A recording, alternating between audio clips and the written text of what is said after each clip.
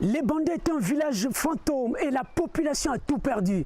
Jusqu'au bétail, ce jour-là, ce cours d'eau que vous voyez n'a pu contenir la furie des eaux.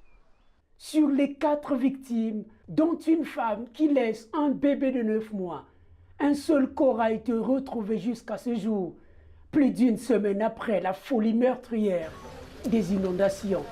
Le chef du village raconte. Une pluie sans tornade, sans vent, qui nous a surpris. Donc en tout cas, en moins de 15 minutes, en tout cas, le village était inondé. Vraiment, on n'a pas moyen de chercher à sauver quelque chose. C'était trop brusque. Donc nous sommes tous dans la rue. Et dans la même nuit, les autorités sont arrivées. Ils ont demandé d'abord de dormir au dispensaire, première nuit. Et après le lendemain, ils ont amené ici.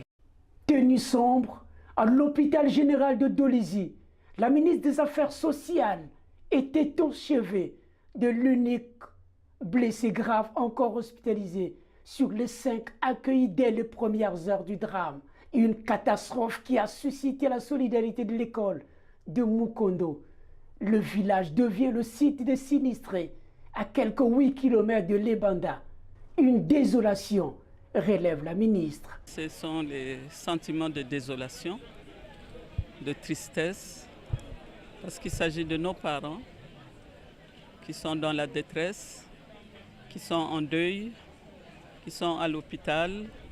Dès que je suis rentré de Bétou, j'ai fait le nécessaire sur la base des informations que j'ai reçues des autorités préfectorales. Plus de 3/4 du village a été emporté. Terrible, je crois que c'est la première fois que cela arrive dans le village. D'où la détresse de la population et des autorités locales. Dans cet autre village, Mboukoulou à 25 km de Dolisie, Antoinette Zinga Zondo a tenu le discours de soutien et de l'espoir devant une population frappée par une tempête qui a rayé l'école de la carte du village et fait des sinistrés aujourd'hui dans des familles d'accueil.